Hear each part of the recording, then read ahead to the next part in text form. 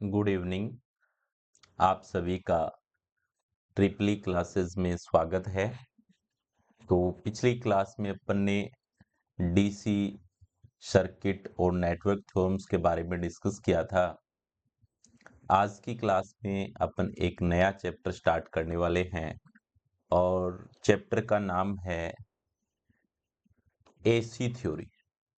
ठीक है, alternating current theory के बारे में अपन डिस्कस करेंगे। तो सबसे पहले देखेंगे कि जो हमारे इलेक्ट्रिसिटी के जो सोर्स होते हैं वो कौन कौन से होते हैं और इलेक्ट्रिसिटी किस प्रकार से जनरेट की जाती है और दोनों में डिफरेंस क्या रहता है, कौन ज्यादा बेनिफिशियल रहती है, ये सभी पॉइंट अपन कवर करेंगे। उसके बाद देखेंगे कि एसी के क्या क्या फायदे हैं, उसका मैग्नीट्यूड क्या होता है, साइकिल क्या होता है, ये सब पॉइंट अपन अगली क्लास में कवर करने वाले हैं। तो चलिए हेडिंग डालिएगा यहाँ पर, basic concept of alternating current. तो हेडिंग डाल दीजिए basic concept of alternating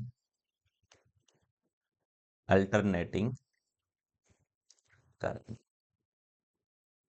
okay, तो ये हमारा आज का चैप्टर है, basic concept of alternating current.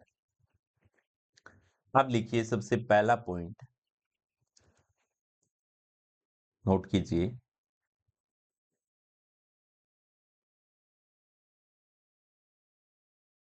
Okay, हाँ लिखिए लिखिए। सामान्यतया सामान्यतया basic basic electricity source source दो प्रकार के होते हैं, दो प्रकार के होते हैं। कौन कौन से होते हैं? एक तो आपका डायरेक्ट करंट सोर्स होता है, डायरेक्ट करंट सोर्स होता है, और दूसरा हमारा होता है यहां पर अल्टरनेटिंग करंट सोर्स होता है। ठीक है, तो ध्यान रखना है कि बेसिकली जो हमारा यहाँ पर इलेक्ट्रिसिटी सोर्स है वो एक तो डायरेक्ट करंट सोर्स है और दूसरा कौन सा होता है, अल्टरनेटिंग करंट सोर्स होता है। तो अगर अपन बात करें किसकी, अल्टरनेटिंग करंट की, तो उसका मैग्नीट्यूड और डायरेक्शन दोनों ही क्या होती है, फिक्स रहती है, जबकि अल्टरनेटिंग की मैग्नीट्यूड और डायरेक्शन दोनों ही क्या होते हैं, चेंज होते हैं। अब जो अल्टरनेटिंग करंट है उसका जो मैग्नीट्यूड पोलैरिटी है, ध्रुवता है, वो अल्टरनेटिंग वोल्टेज पर डिपेंड करता है। कहने का मतलब जैसे जैसे वोल्टेज चेंज होगी वैसे वैसे वहां पर आप लोगों का करंट भी क्या होगा, चेंज होगा। तो यहां पर पॉइंट नोट कीजिएगा, सेकंड पॉइंट लिखिएगा, डायरेक्ट करंट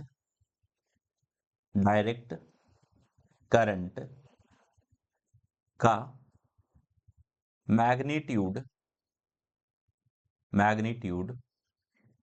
व डायरेक्शन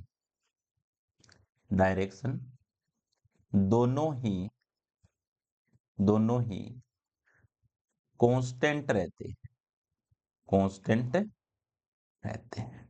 ओके, तो डीसी की जब बात करोगे आप लोग, तो यहां पर जैसे मैंने आई करंट लिया है, ये टाइम के विद रिस्पेक्ट क्या रहने वाला है, कांस्टेंट रहने वाला है। और अगर अपन अल्टरनेटिंग की बात करते हैं यहां पर, तो लिखिए अल्टरनेटिंग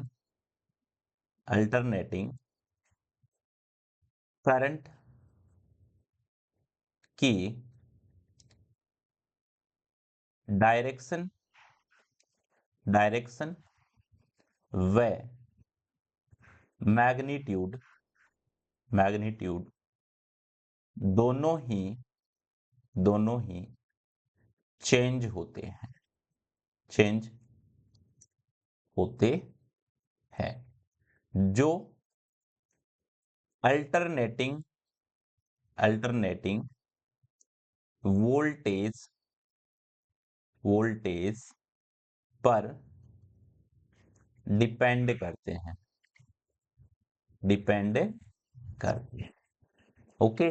तो जैसे जैसे आप लोगों का अल्टरनेटिंग वोल्टेज चेंज होगा वैसे वैसे अल्टरनेटिंग करंट भी चेंज होता है। तो यहां पर लिख सकते हो कि जैसे जैसे जैसे जैसे अल्टरनेटिंग अल्टरनेटिंग वोल्टेज चेंज होता है वोल्टेज चेंज होता है वैसे वैसे वैसे वैसे अल्टरनेटिंग करंट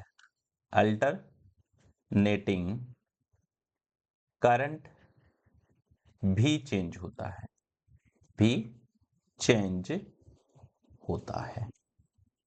तो यहां पर अल्टरनेटिंग की जो डायरेक्शन और मैग्नीट्यूड है दोनों ही क्या होते हैं चेंज होते हैं। तो ये पॉइंट आप लोगों को यहां पर ध्यान में रखना है।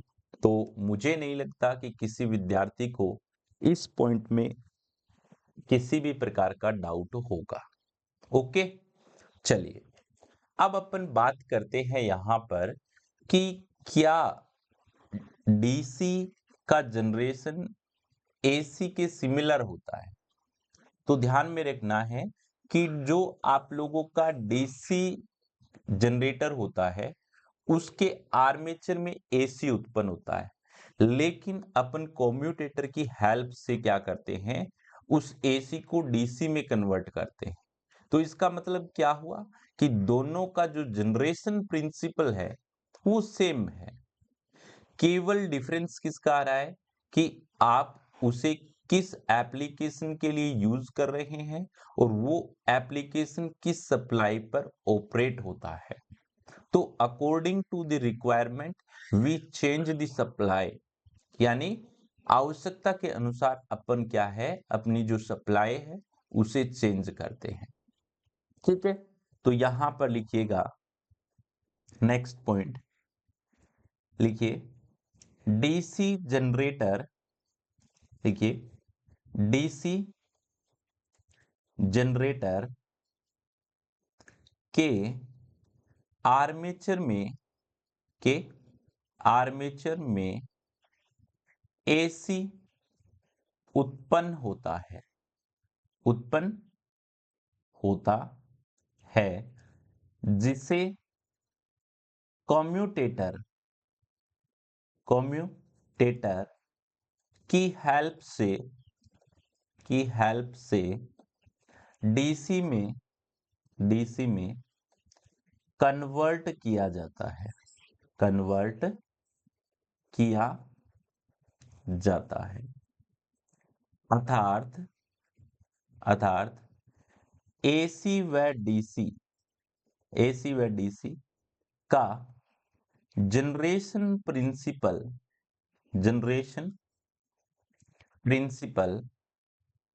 सिमिलर होता है। प्रिंसिपल क्या होता है सिमिलर होता है। तो मुझे नहीं लगता कि यहां पर किसी को बताने की आवश्यकता पड़ेगी। अब रिक्वायरमेंट क्या होती है अगर आप एसी जनरेट कर रहे हैं या डीसी जनरेट कर रहे हैं, तो आपको इसेंशियल जो रिक्वायरमेंट है वो मैग्नेटिक फील्ड, कंडक्टर और उनके बीच में रिलेटिव मोशन। रिलेटिव मोशन का मतलब ये होता है कि अगर कंडक्टर आपका फिक्स्ड है तो मैग्नेटिक फील्ड रोटेट करना चाहिए, और अगर मैग्नेटिक फील्ड आपका कांस्टेंट है तो कंडक्टर रोटेट करना चाहिए। तो उस केस में ईएमएफ जनरेट होता है, और generation of EMF depend on the flux linkage, यानी फ्लक्स लिंकेज की दर पर निर्भर करता है। ठीक है, अगर दोनों ही एक साथ रोटेट करना प्रारंभ कर देते हैं, कंडक्टर और मैग्नेटिक फील्ड, तो वो एक दूसरे को कभी भी कट नहीं करेंगे, और नहीं कट करेंगे तो जो जनरेटेड ईएमएफ होगा वो आप लोगों का क्या होगा, शून्य होगा। इसलिए यहां पर मैंने टर्म बोला है रिलेटिव मोशन। रिलेटिव मोशन का मतलब होता है कि दोनों में से कोई एक फिक्स रहना चाहिए और दूसरा आप लोगों का क्या करना चाहिए, घूर्णन करना चाहिए। तो यहां पर लिखिएगा, लिखिएगा एसी व डीसी जनरेशन के लिए आवश्यक। तो एक तो आपको किसकी जरूरत होती है, मैग्नेटिक फील्ड बोल दो या आप लोग बोल दो फ्लक्स। दूसरा यहां पर आप लोगों को आवश्यकता पड़ती है कंडक्टर की, और तीसरा रिलेटिव रिलेटिव मोशन, सापेक्ष गति बिटवीन, बिटवीन का मतलब बीच में, बिटवीन कंडक्टर एंड फ्लक्स। तो दोनों में क्या होना चाहिए, रिलेटिव मोशन होना आवश्यक होता है। तो ये पॉइंट आप लोगों को यहां पर ध्यान में रखना। ठीक है, अब देखो कुछ बच्चों की ये डाउट रहता है कि सर डीसी जनरेटर में तो आर्मेचर रोटेट करता है और हमारा जो कंडक्टर होता है वो फिक्स रहता है, और कुछ में अल्टरनेटर में कहते हैं कि फील्ड रोटेट करता है, आर्मेचर घूर्णन करता है। तो ये क्या है, तो मैं यहां पर आप लोगों को दो डायग्राम बना करके दिखाऊंगा और दोनों से आप लोग कंपैरिजन करेंगे, तो आपका जो अल्टरनेटर और जो डीसी जनरेटर का जो कॉन्सेप्ट है वो क्लियर हो जाएगा। ठीक है, तो देखिए यहां पर कि जैसे मैंने सबसे पहला यहां पर डायग्राम लिया है।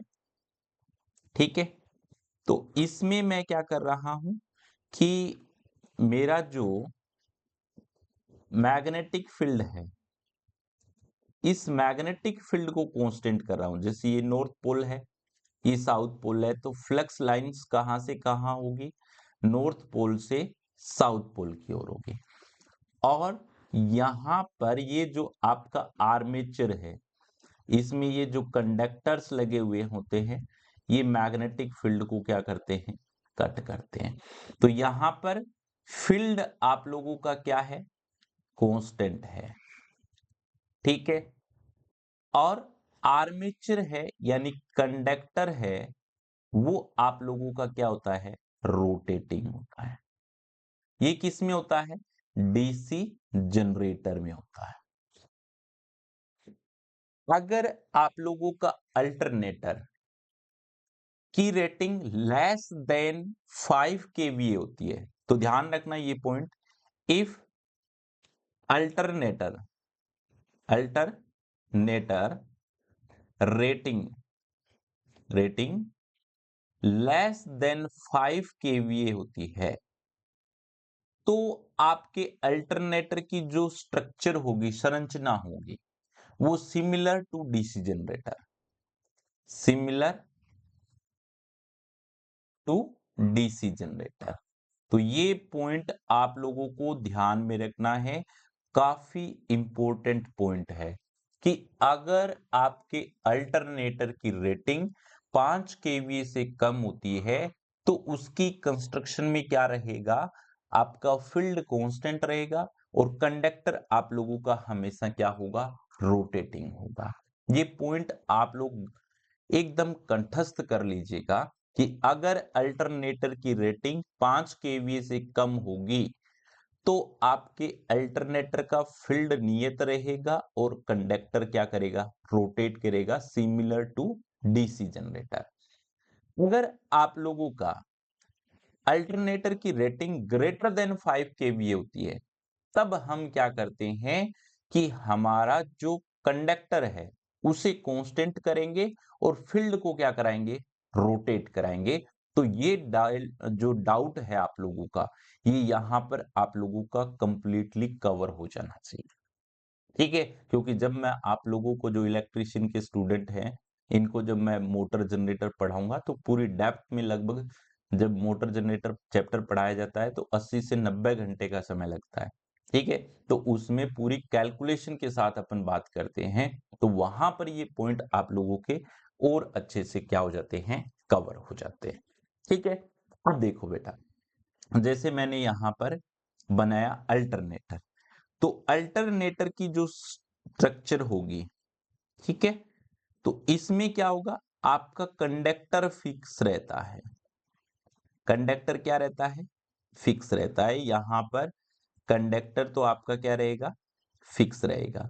रोटेटिंग क्या रहेगा, मैग्नेटिक फील्ड रोटेटिंग रहेगा।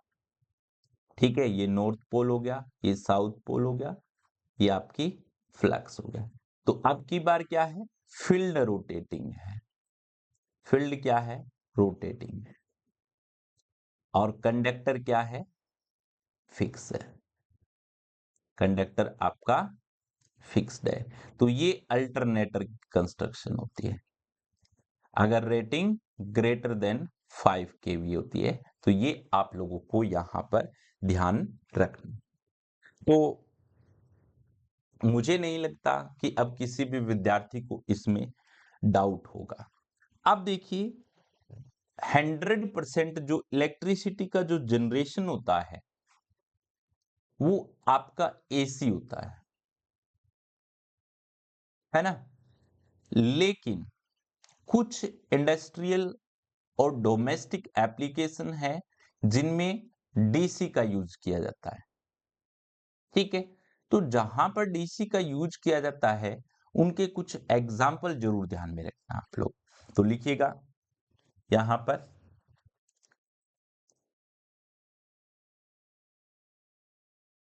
आधुनिक समय में, आधुनिक काल में, काल में इलेक्ट्रिसिटी, इलेक्ट्रिसिटी का जनरेशन, का जनरेशन 100% एसी किया जाता है। एसी किया जाता है। जबकि, जबकि कुछ डीसी के अनुप्रयोग, अनुप्रयोग इंडस्ट्री, इंडस्ट्री व domestic application, domestic application, application में देखने को, देखने को मिलते हैं, है ना। तो कौन कौन से हैं, जैसे आप लोगों का एक सबसे फेमस जो एग्जाम में पूछा जाता है, विद्युत लेपन में, विद्युत लेपन जिसे आप लोग क्या कहते हैं, इलेक्ट्रोप्लेटिंग में, है ना, डीसी का प्रयोग किया जाता है। दूसरा आपका बैटरी चार्जिंग में, इसमें बैटरी चार्जिंग में भी इसका प्रयोग होता है। तीसरा ध्यान में रखना है, जैसे एल्यूमिनियम हो गया, तांबा हो गया, है ना, इन सभी का जो शुद्धिकरण होता है, लिखिएगा, ताम्र व एल्यूमिनियम के शुद्धिकरण में भी इसका प्रयोग किया जाता है। इसके अलावा जैसे विद्युत छपाई में, विद्युत छपाई में भी इसका प्रयोग किया जाता है। और पांचवा ध्यान में रखना है कि जो नगरीय कर्षण होता है उसमें भी प्रयोग किया जाता है। नगरीय कर्षण जिसे आप लोग म्युनिसिपल ट्रैक्शन कहते हैं, उसमें इसका प्रयोग किया जाता है। तो ये डीसी के क्या है, कुछ एडवांटेज, सॉरी एप्लीकेशन। तो देखिए, आपके मन में कभी-कभार ये क्वेश्चन आता होगा कि एसी का यूज़ है, वो डीसी के कंपैरिज़न में अधिक बेटर क्यों है? ठीक है। तो सबसे पहला जो पॉइंट आता है, वो ये है कि एसी को आप इज़िली ट्रांसफॉर्मर की सहायता से स्टेप अप या स्टेप डाउन कर सकते हैं, जबकि डीसी को स्टेप अप या स्टेप डाउन करना कठिन है, या आप कह सकते हो पॉसिबल नहीं है। पहला हो गया। दूसरा इसका ये है कि जो आप लोगों का डीसी जनरेटर होता है, उसके आर्मेचर से अपन करंट कलेक्ट करते हैं। तो अगर लार्ज अमाउंट में आप इलेक्ट्रिसिटी जनरेट कर रहे हैं, तो वहां पर कलेक्शन थोड़ा-सा कठिन हो जाता है। इसलिए अपन ज़्यादातर क्या करते हैं, एसी जनरेटर यानी अल्टरनेटर का यूज़ करते हैं। तीसरा पॉइंट ये है कि आपका जो एसी है, उसे हाई वोल्टेज और लो करंट पर जब ट्रांसमिट किया जाता है, तो ट्रांसमिशन लॉस भी कम हो जाते हैं। ट्रांसमिशन क्या है? लॉस भी कम हो जाते हैं। और एसी का जो ट्रांसमिशन है, वो डीसी के कंपैरिजन में ईज़ी है। डीसी के लिए क्या करना पड़ता है कि आप लोगों के पास एसी है, सबसे पहले तो उसे डीसी में कन्वर्ट करोगे, फिर उसे आप लोग मतलब लंबी दूरी तक उसे ट्रांसमिट करोगे, फिर वापस उसे एसी में कन्वर्ट करना पड़ता है। तो वो थोड़ा-सा कठिन प्रोसेस है। इसलिए ज़्यादातर अपन ट्रांसमिशन है, वो एसी में ही करवाते हैं। इसके अलावा अगर मैं बात करूँ कि मोटर की कंस्ट्रक्शन की, तो एसी मोटर की जो संरचना होती है, वो काफ़ी आसान होती है और लो मेंटेनेंस की क्या होती है उसमें रिक्वायरमेंट होती है। ठीक है? इसलिए हमारा जो एसी है, वो डीसी की तुलना में अधिक बेटर परफ़ॉर्म कर पाता है। ठीक है? तो चलिए नोट कीजिएगा इन पॉइंट्स को, लिखिएगा यहाँ पर, पॉइंट नोट कीजिए। क्वेश्चन ये बनता है कि डीसी की तुलना में तुलना में एसी का प्रयोग अधिक क्यों किया जाता है? अधिक क्यों किया जाता है? ठीक है? तो सबसे पहला पॉइंट यहां पर लिखिएगा, एसी का एसी को ट्रांसफॉर्मर की सहायता से ट्रांसफॉर्मर की सहायता से आसानी से आसानी से स्टेप अप आसानी से स्टेप अप व स्टेप डाउन किया जा सकता है,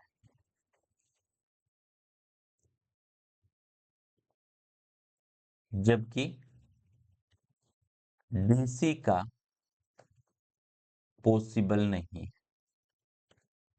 पॉसिबल नहीं है। दूसरा ध्यान में रखना है कि electricity generation electricity generation generation के लिए अल्टरनेटर अल्टरनेटर का प्रयोग किया जाता है, क्योंकि क्योंकि इससे लार्ज अमाउंट में लार्ज अमाउंट में current collection current collection easy होता है, इजी होता है। दूसरा पॉइंट आप लोगों को ये ध्यान में रखना है कि इससे करंट कलेक्शन क्या होता है, इजी होता है। क्लियर हो गया सभी को? ठीक है, चलिए तीसरा पॉइंट यहां पर नोट कीजिएगा। एसी का तीसरा पॉइंट लिखिए, एसी का हाई वोल्टेज व लो करंट पर ट्रांसमिशन इजी होता है क्योंकि इसमें ट्रांसमिशन लॉस कम होते हैं, ट्रांसमिशन लॉस कम होते हैं। कैसे होते हैं ट्रांसमिशन लॉस? क्योंकि पावर P इक्वल्स टू क्या होता है, I²R होता है।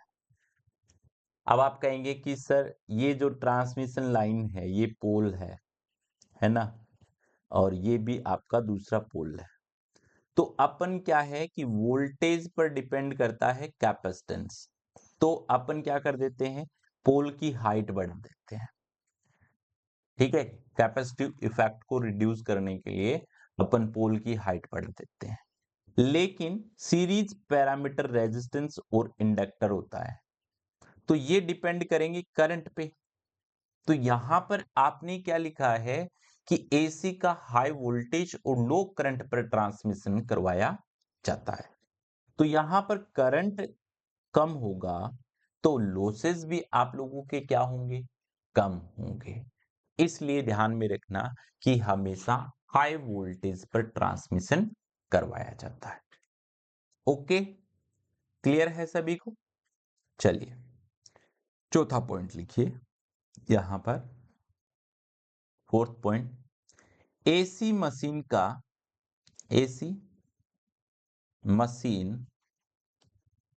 का कंस्ट्रक्शन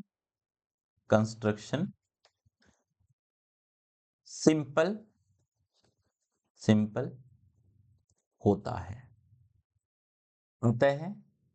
अतः लो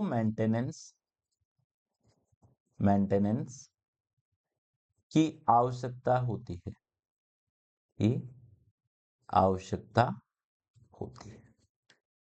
क्लियर है सभी को? ठीक है, और पांचवा पॉइंट लिखिएगा, एसी का जनरेशन व डिस्ट्रीब्यूशन इजी व किफायती होता है।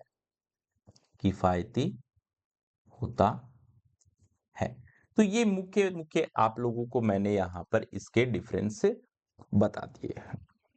ठीक है, अब देखिए कि इसका जनरेशन किस प्रकार से होता है, देखते हैं। चलिए आ जाइए, तो यहां पर अब अपन इसके जनरेशन की बात करते हैं कि ईएमएफ किस प्रकार से उत्पन्न होता है।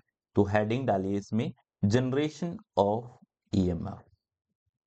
ठीक है, generation of EMF. Okay, EMF का उत्पादन। तो आपने जैसे ये मैग्नेट ले ली, नॉर्थ पोल है, ये आपका क्या है, साउथ पोल है, तो फ्लक्स लाइंस कहां से कहां होगी, नॉर्थ पोल से साउथ पोल की ओर होगी। तो यहां पर आपने क्या किया, इसमें कंडक्टर रखा, ओके, और इसे आपने क्या दिया, मैकेनिकल इनपुट। तो आपको यहां से V क्या मिलेगा, इलेक्ट्रिकल आउटपुट मिलेगा। ठीक है, तो इस कंडक्टर में करंट फ्लो होगा। ठीक है, तो आप देखिए ये फ्लक्स अगर फाई है यहां पर, तो ईएमएफ आप लोगों का क्या होता है, ईएमएफ ई बराबर माइनस एन डी फाई बटे क्या होता है, dt होता है।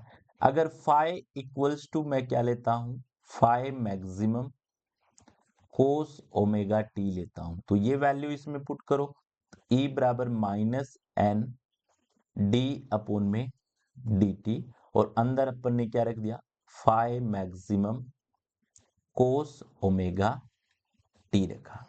तो जब इसका अवकलन करेंगे तो E बराबर आपका आता है minus N minus phi maximum और ओमेगा इंटू कोस की जगह हो जाएगा साइन ओमेगा टी, क्या हो जाएगा, साइन ओमेगा टी हो जाएगा। तो माइनस से माइनस प्लस, तो E बराबर आपका क्या हो जाएगा, N phi maximum omega sine omega T. अगर मैं थीटा बराबर मानता हूं ओमेगा टी को और थीटा का मान 90 डिग्री रखता हूं, तो ई का मान होगा वो मैक्सिमम होगा। ई क्या होगा आपका, मैक्सिमम होगा, और इसका मान N phi maximum sine theta हो जाएगा। तो यहां से इसको ई मैक्सिमम रखें तो आपका जो ई स्मॉल है, इंस्टेंट वोल्टेज है, वो क्या आ जाएगा, ई मैक्सिमम साइन थीटा आ जाएगा। या आप लोग लिख सकते हो ई मैक्सिमम साइन ओमेगा टी, या आप लोग क्या लिख सकते हो, ई मैक्सिमम ओमेगा का मान 2 पाई एफ, तो sine 2 pi F into T लिख सकते हो, या E इक्वल्स टू E maximum sine 2 pi by F का कैपिटल टी इंटू टी लिख सकते हो। तो इसमें से कोई भी फॉर्मूला आप लोग यहां पर यूज कर सकते हैं। ठीक है, तो अब अपन अगली क्लास में जो हमारे पास साइन ओमेगा टी का मतलब ये हुआ कि यहां पर जो ईएमएफ की जो इक्वेशन आई है ना, तो वो कहां पर मैक्सिमम होगी, ये सब पॉइंट देखेंगे कि मैग्नीट्यूड क्या होता है, साइकिल क्या होती है, ठीक है, और अल्ट्रेशन क्या होते हैं, एंगुलर वेलोसिटी क्या होती है, ये सब पॉइंट अपन अगली क्लास में डिस्कस करेंगे। तो फिर मिलते हैं अगली क्लास में, तब तक के लिए धन्यवाद।